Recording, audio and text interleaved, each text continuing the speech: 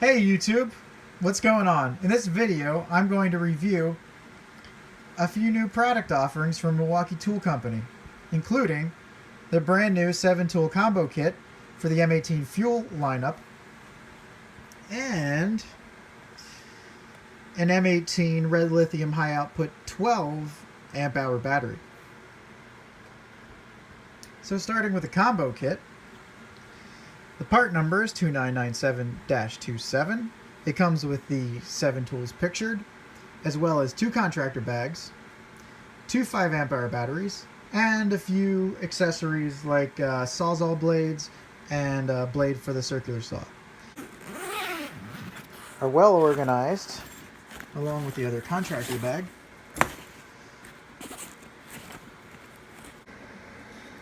Alright, we'll start with the light.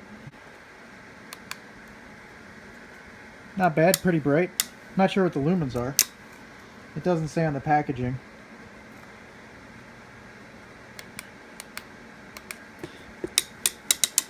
But basically, it can be adjusted 90 degrees.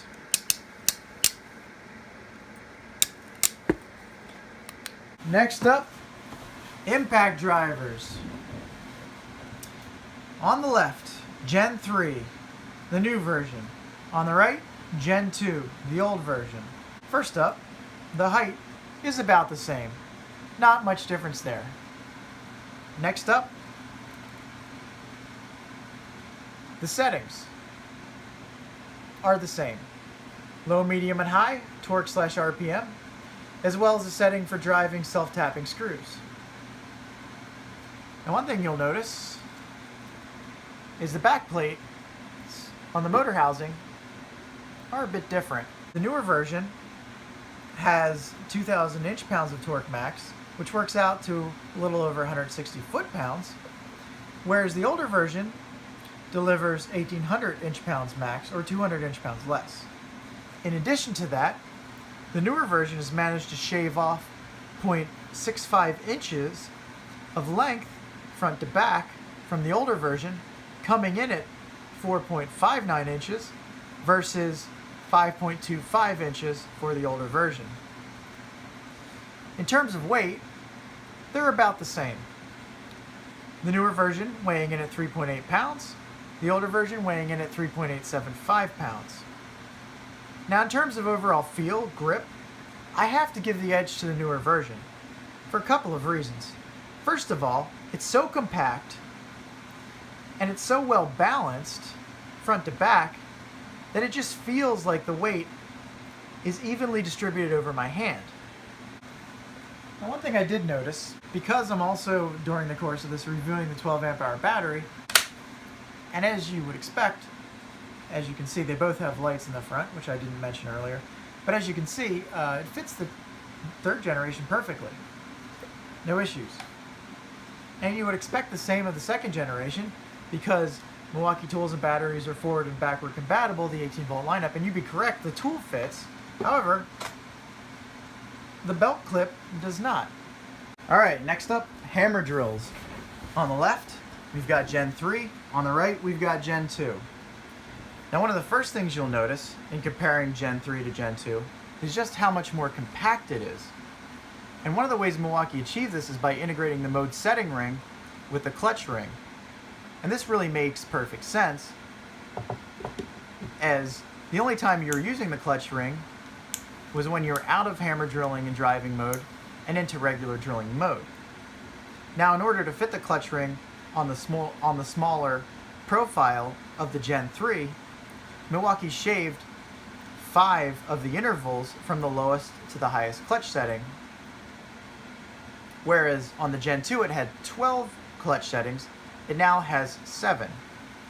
Personally, I don't see this as any kind of a sacrifice, as I think it had too many clutch settings on the Gen 2 to begin with. Now another improvement, in my opinion, of the Gen 3 versus the Gen 2 is the cross-hatching on the chuck. It's smaller, it's a smaller diamond pattern, and it's a little bit coarser and grippier, so if your hands are slick, you'll have an easier time getting a solid grip when you're cranking down on your drill bit. Another change in the Gen 3 versus the Gen 2 is the position of the light. Whereas on the Gen 2, the light is right under the business end of the tool, shining at the workpiece. With the Gen 3, the light is now at the base, angled up at the workpiece. Whether that's an improvement or not, I think depends on what you're working on and what sort of obstructions you have. So comparing these two in terms of size and weight, from front to back, the Gen 2 measures 7.75 inches, whereas the Gen 3 measures 6.9 inches, or 0.85 inches less. In terms of weight, the Gen 2 weighs in at 5.14 pounds, whereas the Gen 3 weighs in at 4.8 pounds. And in terms of the chuck teeth, as you can see, they're about the same. As was the case with the impact drivers, the Gen 3 drill fits the new high output battery perfectly, no issues. And the Gen 2 drill, while the tool fits it, once again, you've got the issue with the belt clip. In terms of performance, both the drills put out the same max torque, 1200 inch-pounds, and the same max RPM, 2000. Alright, next up, impact wrenches. Now the one on the left is the mid-torque impact wrench that comes with the combo kit.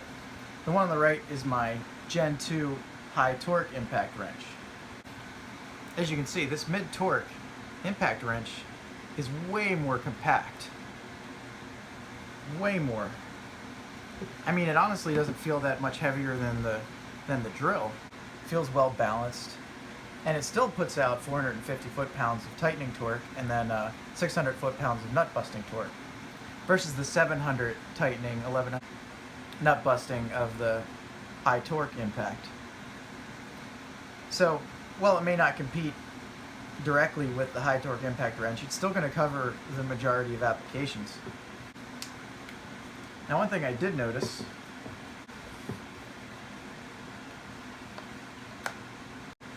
both have the friction ring. I think the friction ring works fine. I don't have an issue with it. See, the lights are in the same place under the tool. It has 3 settings. I believe this version has 2 settings. All right, next up, the Sawzall. Well, I don't really have another cordless Sawzall to compare it to, so I grabbed my corded Milwaukee Sawzall. It's a few years old. As you can see, the cordless version is quite a bit more compact. It's locked for the switch. This guy looks like a stand or something over here. Then it also has a stand here. Anyway, it feels pretty good, pretty well balanced. In terms of performance, so this guy, the corded Sawzall, puts out 2800 SPM, and however, this new fuel Sawzall puts out 3000. So it actually has a little bit more kick than this corded Sawzall. The one big feather in this guy's cap is he's made in the USA. I kind of wish the combo kit would have had, maybe in place of or in addition to the Sawzall, a hacksaw. Correction on the Sawzall. Yeah, this isn't any kind of stand. It's a release for the guide on the end.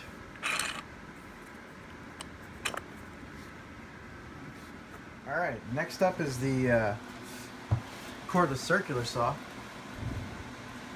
A couple of stats related to the saw. It goes up to 5,000 RPM, and it has a 5/8 inch arbor.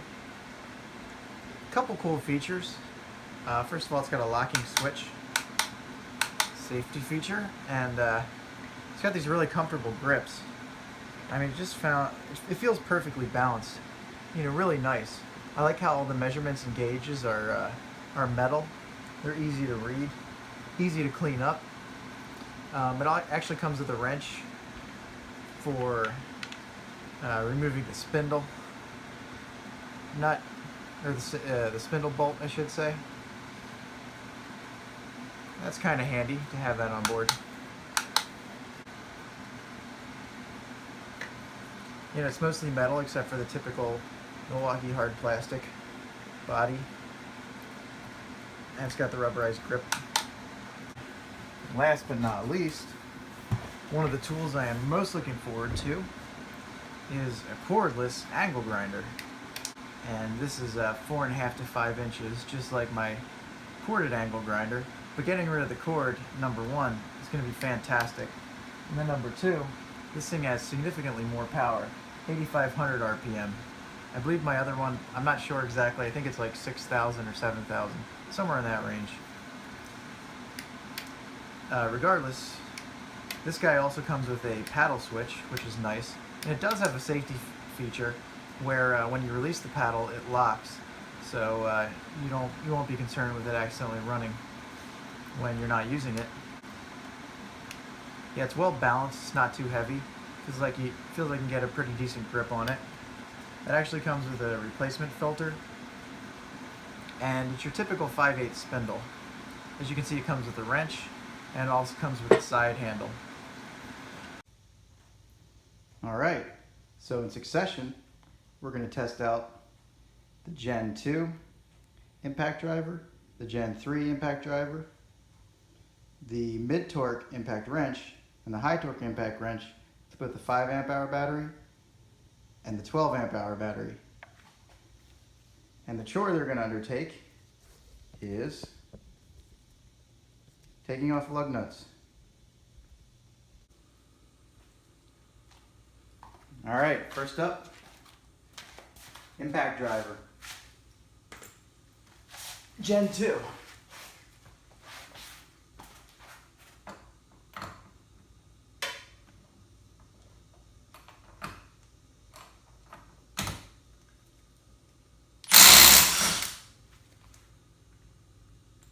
Not bad, no problem. Alright, Gen 3. Impact driver.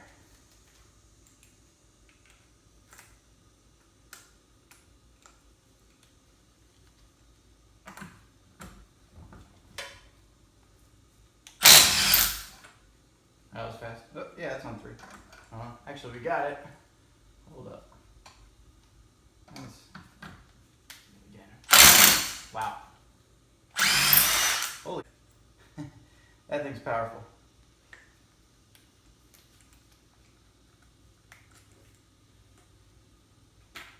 Mid-torque. Very nice. Very smooth.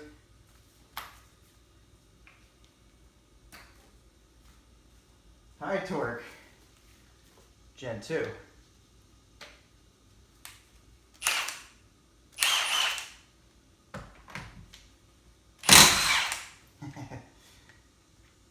Yeah. Well, what do you expect? Alright, now we're going to do Gen 2 with the 12 amp hour battery. Just see what it feels like. I don't know why I took this off.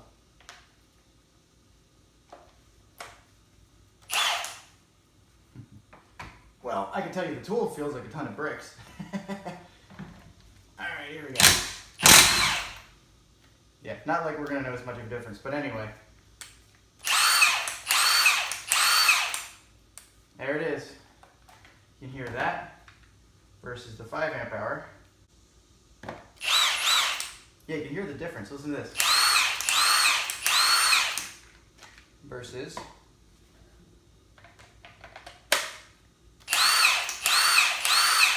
it's similar, but it just seems like it does have a little bit more juice.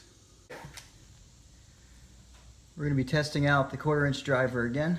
This time trying to remove some 13mm bolts from the brake caliper that haven't been touched in quite a while. See how it goes.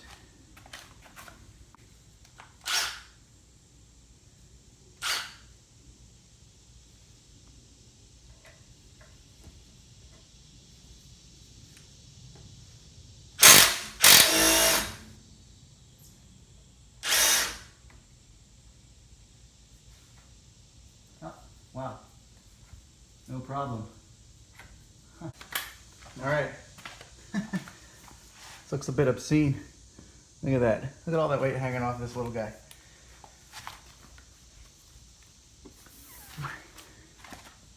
See how I can get in here.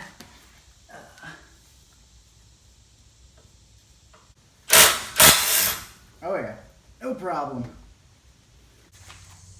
Now we've got a 34-inch axle nut socket, a BF gun, a BF battery.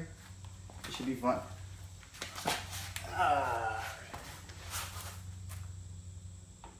See how it goes.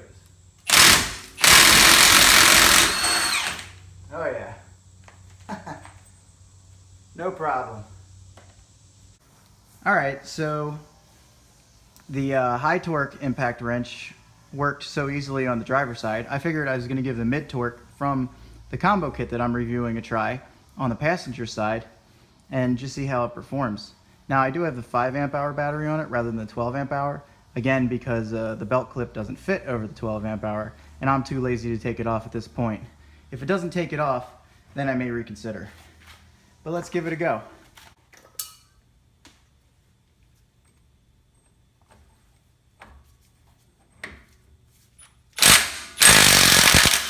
Nope, no problem. All right, so the mid torque cuts it. Well, I found another excuse to use a tool in the combo kit. It's not too dirty in there, but I'm gonna use this wire wheel to clean it up a bit with the drill. So we'll see how it goes.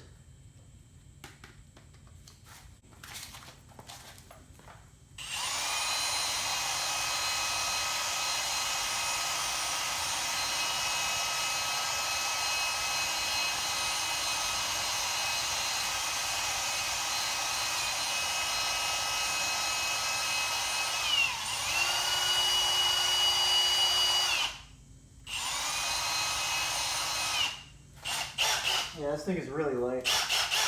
I love it. Another thing, I'm kind of liking this reversing switch now because it's, you know, it's a little bit easier. Allows you to quickly go into reverse and then you can still center it easy enough. I'd say just as important, my arm isn't tired yet.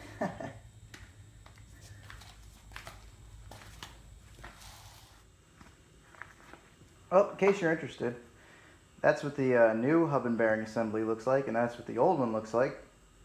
I'm really digging this light. It seemed to just be a throw-in, you know, with all the M18 fuel tools, but I'm really starting to dig this thing. It's quickly becoming one of my favorite lights. It fits perfectly in your hand, and this seems to get enough positions that it really illuminates the workspace, even when you're under a car or a vehicle perfectly. Really dig this thing.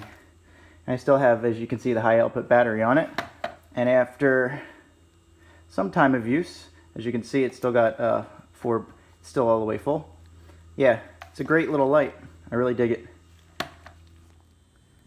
Well, this was kind of unexpected, but I found the mid torque laying like 6 or 7 feet from where I had left it, maybe about 5 feet off the ground. I see absolutely no damage.